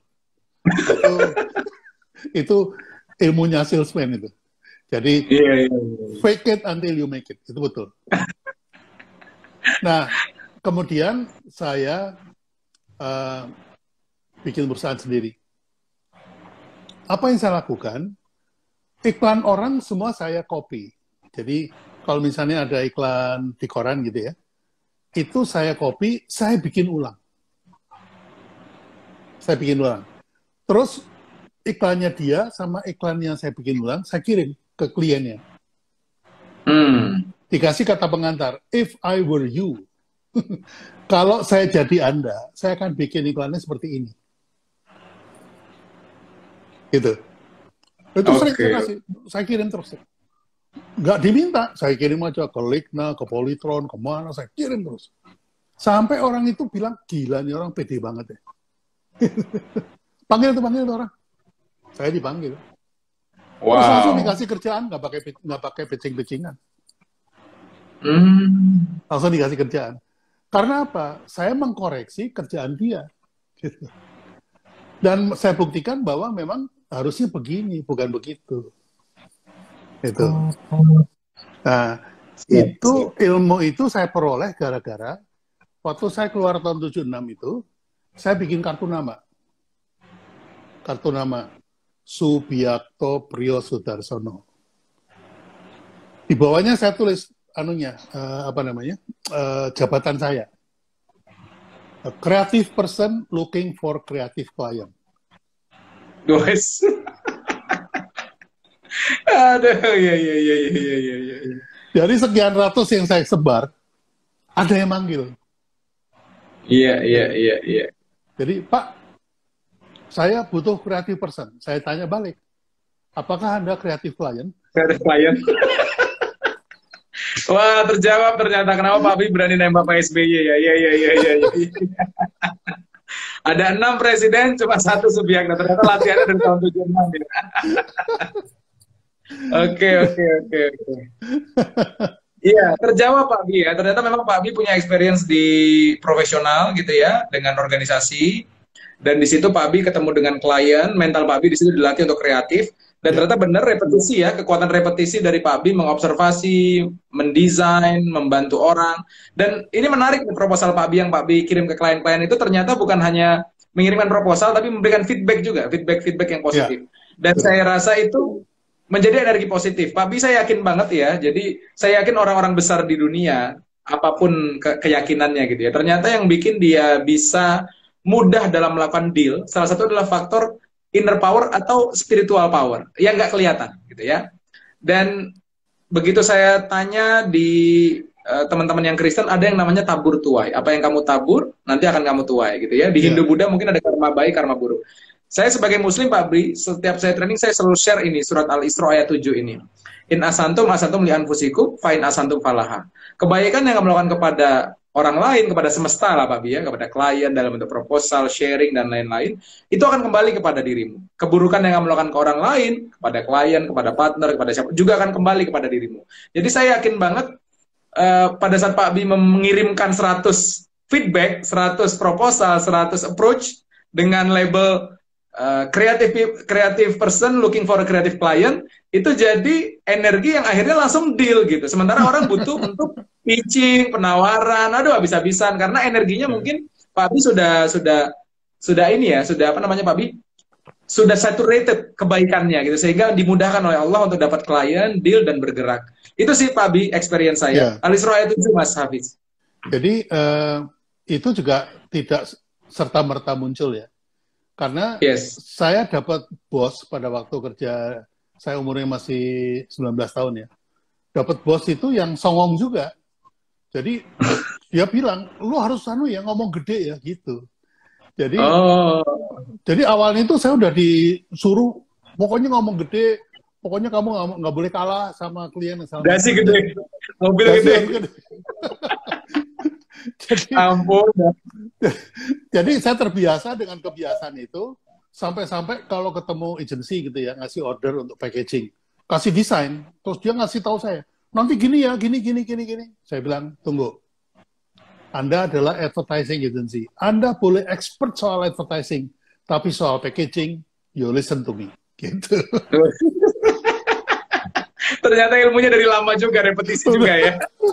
Repetisi. Sehingga ngadepin Pak SBY langsung begitu, semua jenderal-jenderal langsung, waduh, ini kalah nih bagian ini. Ngomongin perang, lu ngomong gue dengerin. Tapi kalau brand jangan berani-berani. Oke. Luar biasa Pak Bi. Ini satu tadi nggak terasa loh Pak Bi, ini udah jam 9 lewat ya. Kita belum buka tanya jawab juga ke audiens karena saya banyak banget belajar dari Pak Bi. Mudah-mudahan dari kita bertanya rekan-rekan semuanya audiens bisa ngambil manfaat. Jadi Pak Bi cerita singkat Pak Bi mengenai skandal terbesar Silicon Valley Pak Bi. Jadi ada anak seorang wanita gitu ya, masih 19 tahun, Pak Abi, muda banget, mendirikan perusahaan si startup kecil namanya Theranos. Ya, Theranos, bukan Thanos ya, tapi Theranos.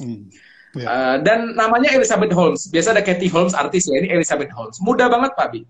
Tapi apa yang terjadi, Pak Abi? Dia berhasil memberikan first impression yang baik, yang luar biasa kepada sampai ke level Bill Clinton, Joe Biden. Bahkan dia bisa membangun BOD level yang udah levelnya itu jenderal-jenderal, Pak Abi, luar biasa. Tapi yang jadi masalah adalah ternyata walaupun mentalnya itu luar biasa, dia keberaniannya luar biasa, ternyata di situ banyak sekali fraud yang disimpan, Pak Bi. Jadi ternyata pada saat si wanita ini berhasil untuk membuat valuasi dari kecil sampai jadi 9 billion dollars gitu, Pak Bi. Dia jasanya itu Theranos adalah membuat ini, Pak Bi. Dengan setetes darah bisa langsung meneliti seluruh kesehatan Anda dengan alat kami kayak CPO gitu, Pak Bi. Ada filmnya, yes, nanti bisa ditonton juga di ini di YouTube ya atau di Netflix. Jadi Pak Abi ternyata apa yang bikin dia bisa bikin first impression yang baik ke semua hampir selevel presiden, Pak Abi. Anak wanita 19 tahun bisa keren banget. Ternyata suaranya dibikin berat, deep voice, Pak Abi.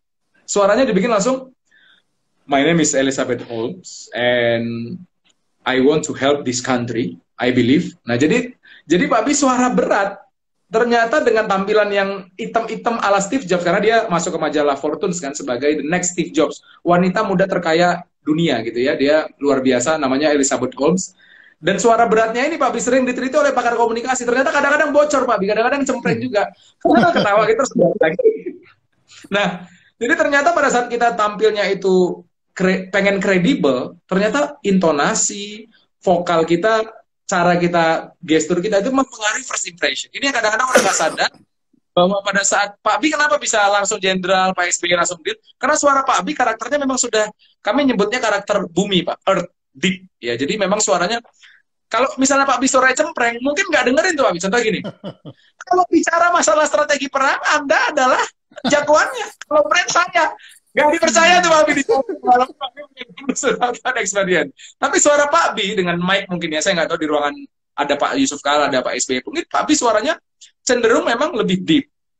Kalau bicara, misalnya gini, kalau bicara mengenai politik, Anda ahlinya dan saya akan dengarkan. Tapi kalau bicara tentang brand, Anda mendengarkan, saya akan jelaskan. Nah, suara berat itu Pak Bi, ternyata akan langsung membuat audiens itu secara emosi ngerasa kita punya legitimate power untuk I'm in charge gitu. Dan Pak Bi ternyata udah melakukan ini dari zaman 76 ya, di mana Pak Bi di situ mungkin masih muda banget, tapi Pak Bi udah biasa tuh ngomong apa kalimat-kalimat tadi ya, kalimat-kalimat yang powerful gitu. Dan ternyata terbukti valid, Pak Bi menghadapi level presiden pun berhasil menjadi seorang deal maker yang... Nah, ini digunakan oleh si Elizabeth Holmes. Masalahnya Pak Bi, waktu masuk ke perusahaan, semua karyawan tuh harus nulis agreement. Agreement-nya adalah nggak boleh cerita apapun yang terjadi dalam perusahaan. Bahkan email pribadinya juga dicek, Pak Bi, privasinya. Nah, ada satu perusahaan yang jadi whistleblower, dia cerita gitu ya, dan akhirnya viral, Pak Bi. Dan ternyata terbukti produknya itu bohongan, dia cuma jual mimpi saja, dan akhirnya baru tahun 2018 kemarin dari valuasi yang luar biasa 9 bilion jadi 0. 10 tahun dia diputus dari semua perusahaan, nggak boleh kerja dimanapun, dan sekarang lagi sidang. Di sidang itu dia nggak pernah ngaku sih, Pak. Dia bilang, I don't know, sedang proses karena COVID mungkin agak ditahan, tapi ceritanya udah banyak banget. Ceritanya di YouTube, bahkan karyawannya sekarang tampil di TEDx, Pak Bi, cerita mengenai kondisi aktual perusahaan dan fraud yang ada. Jadi memang saya hanya menyampaikan ilmu first impression bisa dipakai buat kebaikan, tapi ini juga ilmu yang hati-hati juga bisa dipakai untuk keburukan, ambisi atau apapun bisa dipakai. Jadi ini memang ilmu yang luar biasa. Harapan saya tentunya Pak Bi juga ini bisa diimplementasikan untuk membantu Indonesia, SDM kita digunakan untuk membantu perekonomian dan digunakan untuk kebaikan. Itu sih Pak Bi dari saya, pentingnya kita punya intonasi yang powerful tadi. Ya, saya buka rahasia aja. Saya itu kalau saya kalau bicara itu memang saya bikin pelan. Ya. Oke. Awalnya karena saya kalau ngomong kecepatan gagap. Ya. Oke, Pak Bi. Karena otak saya sama mulut saya ini nggak sinkron. Jadi saya ngomongnya harus saya pelan. Saya kalau ngomongin saya buat pelan. Bahkan pada bab yang penting, penekanan, saya eja. Kalau Anda perhatikan. Siap. Jadi saya mengatakan, apa namanya, talking about politics, you do the talking, I do the listening. Itu kan di Eja. Iya, iya, iya. Tapi itu membuat orang menjadi secure, menjadi percaya. Betul. Nah itu yang apa namanya, yang itu semuanya by design lah. Kalau istilahnya Mas Arief kan itu harus didesain semuanya, itu nggak bisa dilepas gitu aja. Iya, iya. Jadi pelajarannya teman-teman, jangan lihat Pak Abi tiba-tiba kok suaranya kenapa lambat, berat. Ini ada desainnya, ada iterasi bertahun-tahun, inovasi dari suara aja ada inovasinya. Dari kecepatan Pak Bi ada inovasinya. Kenapa Pak Bi memilih lambat? Apa dampaknya ke audiens? Ini semuanya ternyata ada prosesnya. Nggak tiba-tiba nih Pak Bi tiba-tiba ngomongnya tertata, ada jeda. Ini ternyata untuk tujuan akhirnya deal gitu ya. Luar biasa Pak Bi, luar biasa. Wah, ini saya ditelanjangi sama Mas Ari ini.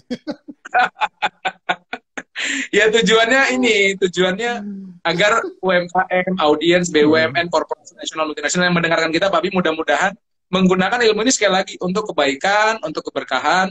Karena gimana pun Pak Bi, orang yang jago membuat deal, komunikasinya bagus, identik nanti akan lebih mudah untuk sukses. Mudah-mudahan sukses dunia dan akhirat, Pak Bi ya. Amin. Tapi orang yang impresinya gagal terus, Pak Bi, ini kasihan Pak Bi. Ide apapun ditolak, improvement apapun ditolak, laporan apapun ditolak, jangankan ke klien, internal perusahaan aja sering jadi masalah, karena first impression-nya udah masalah, gitu Pak Bi. Ya, tapi saya pesan satu ya, Mas Ari. Siap. Orang hidup di dunia itu sesungguhnya dia bersembunyi. Dia bersembunyi dari sesuatu yang dia merasa kurang ya, sehingga membuat dia rendah diri. Oleh karena itu dia bersembunyi dengan menyembunyikannya dengan menampilkan wajah yang lain. Jadi kalau orang yang khawas, yang sudah terlatih ya, itu melihat orang bicara, kita tahu. Ada orang yang kalau ngomong nggak mau dipotong. Ya, itu menunjukkan bahwa dia tidak mau pembicaraannya itu diganggu oleh atau ditebak oleh orang. Gitu. Ada yang seperti itu. Nah, ada juga yang ngomongnya sengaja digagapin. Karena dia menyembunyikan sesuatu. Jadi, walaupun Anda itu membuat desain, jangan sampai ketahuan apa yang disembunyikan. Nah, itu kalau orang yang kita hadapi pengalaman, kebuka itu. Sudah awas, sudah terbuka Pak Bi aslinya ya. Saya udah tahu. Udah nggak ada hijabnya lagi. Udah. Iya. Siap Pak Bi ya. Saya yang dibuka sama Pak Bi nih malah semuanya. Mudah-mudahan bermanfaat nih Pak Bi. Ini waktu kita nggak terasa Pak Bi. Mungkin tinggal beberapa menit lagi. Kita buka sesi tanya jawab kali dari ini Pak Bi ya. Dari ya, boleh. Karena satu. Walaupun saya hostnya, karena saya kacamatanya harus ganti. Silakan Mas Ari aja yang baca. Siap Pak Bi. Nah ini ada banyak pertanyaan sebenarnya dari tadi Pak Bi. Tapi saya baca pertanyaan terakhir dari Mbak Afina ya. Untuk orang yang selalu memberikan impression yang kurang menarik di internal perusahaan, jadi memang mungkin experience-nya sering tampil kurang menarik di dalam organisasi Pak. Apa yang pertama kali harus dilatih? Nah ini mungkin udah terlanjur memberikan first impression yang mungkin kurang oke gitu Pak Bi. Ini mau recovery berarti Pak Bi. Gimana ke depannya misalnya seandainya dapat kesempatan lagi untuk ketemu audiens, customer, stakeholder, pimpinan atau ada meeting gitu ya. Gimana tampil lebih baik lagi. Mungkin Pak Bi ada jawaban, saya juga nanti akan beri tambahan. Silakan Pak Bi. Ya. Kalau saya cenderung kepada Anda sedang memainkan peran apa? Kalau Anda tuh menjadi presiden direktur, maka Anda harus tampil sebagai good boy. Ya. Good cop. Tapi kalau Anda tampil sebagai wakil atau sebagai operation director, Anda justru harus tampil sebagai bad cop. Ya. Jadi ada orang yang bagian hire, ada yang bagian fire. Pada waktu saya jadi orang kedua, saya tukang fire. Nggak cuman karyawan, klien pun saya fire. Iya. Nah, tapi ketika Anda menjadi orang pertama, Anda harus menjadi persepsinya atau perceived value-nya itu harus sebagai orang yang baik. Ya. Good cop-nya. Protagonis, good boy, Pak. Ya, protagonis. Ya. Itu harus seperti yes. itu. Jadi nggak selalu bahwa first impression jelek itu jelek, enggak. Kita lihat, oh orang kedua, ya dia harus gitu. Harus membuat orang itu nggak nyaman. Supaya nanti kalau orang itu ngadu ke pimpinan, pimpinan udah tahu, tadi Biakto gini-gini nih, maksudnya gini. Kita udah kopakan. Nanti kalau gue bikin gini, lu jawab gini ya. Kenapa? Orang itu mencari solusi terhadap masalahnya.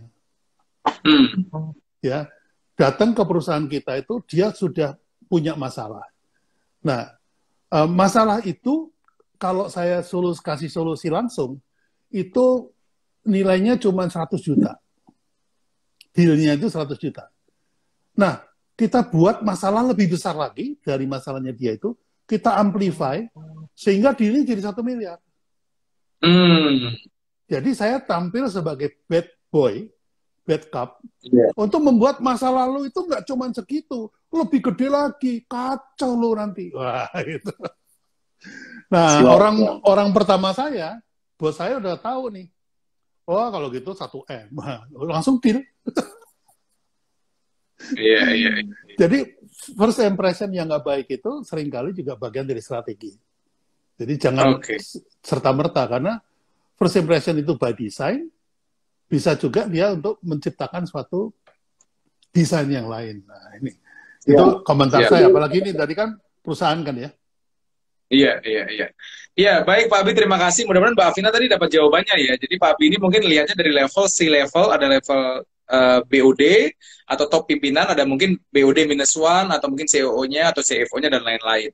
Nah, kalau saya mungkin dari level manager gitu Pak Abi ya, atau mungkin level middle management gitu, memang kalau middle management ini harapannya kan kalau presentasi ke BOD atau ke timnya bisa tampil dengan penampilan yang meyakinkan Pak Abi. Nah, kalau saya sarannya sih, ini kalau Pak Abi tadi kan udah yang high level nih, ada desain kenapa dia galak, ada desain kenapa dia ramah, protagonis, antagonis di desain. Nah, kadang-kadang kalau sebagai middle management ini kan harus bisa ramah ke semua customer, Pak Abi. Harus bisa juga ramah ke tim juga kadang-kadang gitu. Nah, gimana first impression-nya supaya ngebangun ke Mbak Afina tadi ya, saran saya dengan apapun stylenya, coba untuk berkomunikasi tadi. Biasanya mungkin nggak punya first impression yang baik dengan smiling voice. Nah, ini pas nih, Mbak Afina ternyata memang middle management. Udah mulai pakai smiling voice ya, udah mulai pokoknya menyapa dengan ramah. Itu membuat Mbak lebih protagonis. Tergantung desainnya ya, protagonis atau antagonis. Mungkin juga Mbak bisa menggunakan gestur pada saat Mbak menyampaikan. Juga dengan tadi mentalnya tadi dibentuk Mbak, jangan ada keraguan-raguan, tajam dalam apa tujuan utama saya mau ketemu klien. Yang kedua, antusiasnya jangan lupa. Yang terakhir adalah tadi expert, harus ngerasa kita yakin kita bisa untuk ngasih support, ngasih solusi. Mudah-mudahan dengan mental itu, doa juga ya, kalau pengen tampilnya memukau ya doa juga. Kalau saya doanya Robis Roli Sodri, Waisri Amri, agar melancarkan lafal kita dan lain-lain. Jadi mudah-mudahan sih itu membantu kita dalam tampil lebih baik lagi dan lebih dipercaya lagi di organisasi. Pak Bi, kita buka satu pertanyaan lagi, boleh Pak Bi? Boleh, sampai jam 10 juga nggak apa-apa. Ini di jadwal sampai jam 9 Pak Bi, udah molor 30 menit. Iya. Pak Bi, ini di bawahnya tadi, ini jawaban-jawaban gampang Pak Bi. Ada rekomendasi buku nggak Pak Bi tentang first impression atau yang rekomendasi Pak Bi? Belum ketemu bukunya saya. Iya Pak Bi. Rekomendasi buku siapa tahu ada Pak Bi? Bentar. Ini kayaknya ada yang telepon ya. Suara Anda tiba-tiba mengecil. Ada suara ini, ada suara telepon ya.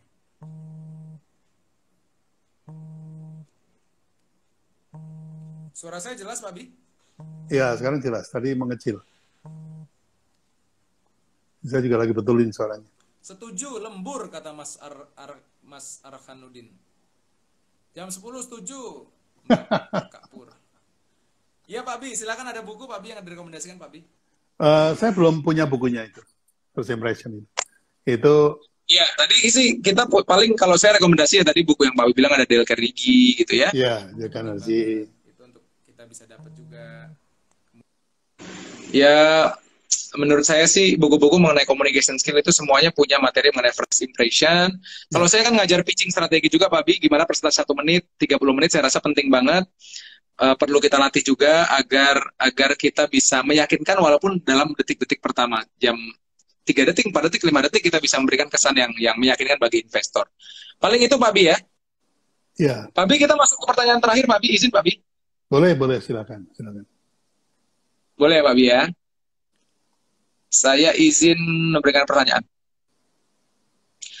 Pak Bi, ini dari Mas Zen nih. Pak Bi, berarti untuk membangun sebuah agensi hebat, nggak usah agensi hebat nih, bisnis hebat lah Pak Bi ya, membangun bisnis hebat, harus dari personal CEO yang hebat dulu ya Pak. Nah, itu gimana Pak Bi? Wah, kalau silakan, itu belajarnya sama Pak Budisman itu, bukan sama saya. Karena beliau jadi CEO seumur hidup.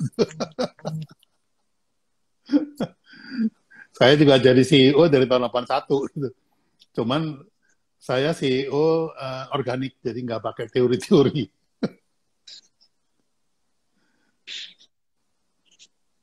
Iya, kalau menurut saya sih memang founders itu ngaruh ya Pak Bi ya, mentalnya founders. Ya, jadi agensi Pak Bi itu pasti orang melihat Pak Bi juga gitu. Walaupun brandnya diambil orang, maksudnya agensinya namanya sama gitu ya.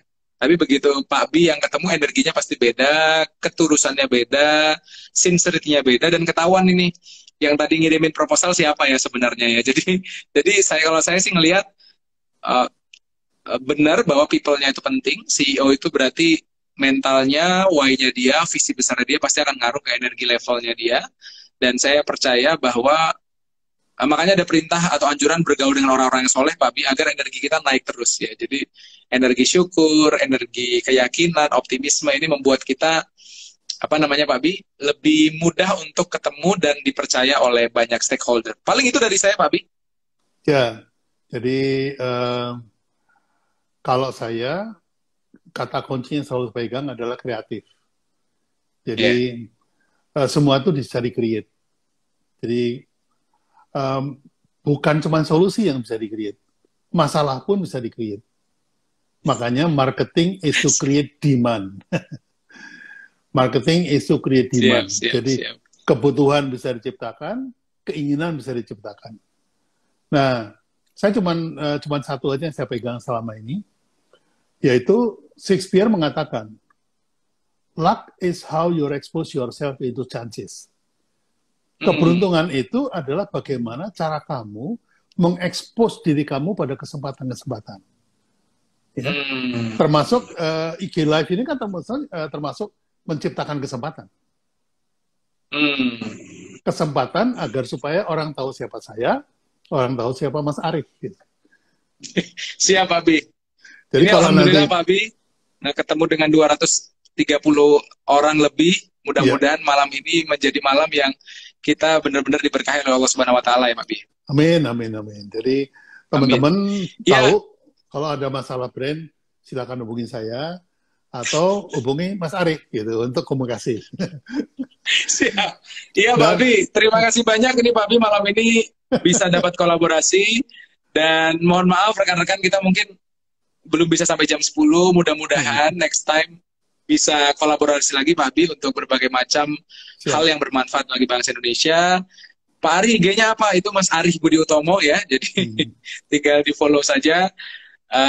Selamat juga Pak Bi terus membangun Indonesia. Paling pesan dari saya tadi Pak Bi, every time is show time, every business is show business. Jadi hati-hatilah dengan first impression. First impression bukan hanya hadir di presentasi, di toilet pun kalau Anda ketemu stakeholder juga harus tampil dengan meyakinkan. Pipisnya meyakinkan gitu ya. Jadi, jadi harus sudah yakin bahwa karena deal bisa terjadi di mana-mana, bukan hanya di ruang rapat, bisa di musola, di masjid atau di manapun ya. Jadi persiapkan diri, keberuntungan hadir karena kita selalu menyiapkan setiap kesempatan dan belajar terus dari Pak Bi. Terima kasih banyak loh Pak Bi.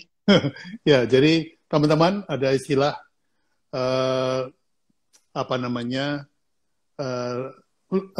elevator pitch. Jadi selama Anda di lift bareng sama orang-orang, Anda bisa mempresentasikan siapa diri Anda. Dan saya mengatakan ada yang namanya toilet pitch. Ketika di toilet ketemu bos sebelum ya. Jadi kalau kalau mau presentasi, lihat dulu nih bosnya ke toilet, kita ikut. Di situ kita bikin presentasi. Jadi Pak, nanti jangan kaget ya, di sini saya akan ngomong gini. Dia udah kita persiapkan. Aduh, jadi brand baru. Iya. Teringat kemarin tahun lalu saya bareng Pak Sandiaga Uno, kita bahas khusus mengenai elevator pitch. Gara-gara beberapa detik saja ketemu Pak Dahlan Iskan, hidup Pak Sandi berubah dari yang terpuruk, tidak punya pekerjaan, sampai bounce back menjadi pengusaha dan menjadi konsultan, yang akhirnya dari konsultan keuangannya lahirlah banyak perusahaan dan banyak orang bekerja. Jadi teman-teman, kalau ada elevator pitch, ilmunya Pak Sandiaga kemarin ya, dan banyak startup. Kalau saya punya ilmu dikasih Pak Bin, namanya toilet pitch. Jangan-jangan kemudahan Anda di organisasi lahir gara-gara di toilet ngobrolnya asik dan santai. Gitu Pak Bin ya? Ya, jadi gini, nanti kita atur lagi, IG Live lagi, nanti kita lihat jadwalnya Mas Arif. Kalau saya pensiunan, jadi saya banyak waktu. Mas Arif yang masih sibuk banget. Enggak, Pak Bin, sibuk lah. Kliennya banyak, kalau saya nggak punya klien gitu. Jadi nanti kita atur, topiknya kita sepakati sekarang, topiknya adalah elevator pitch. Siap Pak Bin, siap Pak Bin. Jadi nanti saya balas dengan toilet pitch. Aduh, laksanakan Pak Bi. Terima kasih banyak Pak Bi atas kesempatannya. Ini orang-orang bilang more gitu ya. Nah, insya Allah mudah-mudahan bisa lanjut part 2 ya Pak Bi ya? Ya, part 2 pasti ada. Jadi teman-teman, siap. Saya harus sudahi. Terima kasih banyak kepada Mas Arif yang sudah meluangkan waktu dan membagi ilmu yang merefresh dan bahkan saya belajar hal-hal baru. Demikian juga mudah-mudahan teman-teman yang ada 200 orang lebih yang hadir, mudah-mudahan juga bisa belajar sesuatu dari apa yang kita obrolin. Santai, tapi harus punya makna. Ya. Jadi saya sudah sampai di sini. Terima kasih Mas Arif. Wabillahi taufiq wal hidayah. Wassalamualaikum warahmatullahi wabarakatuh. Waalaikumsalam warahmatullahi wabarakatuh. Ditutup dengan hamdalah. Alhamdulillah. Alhamdulillah.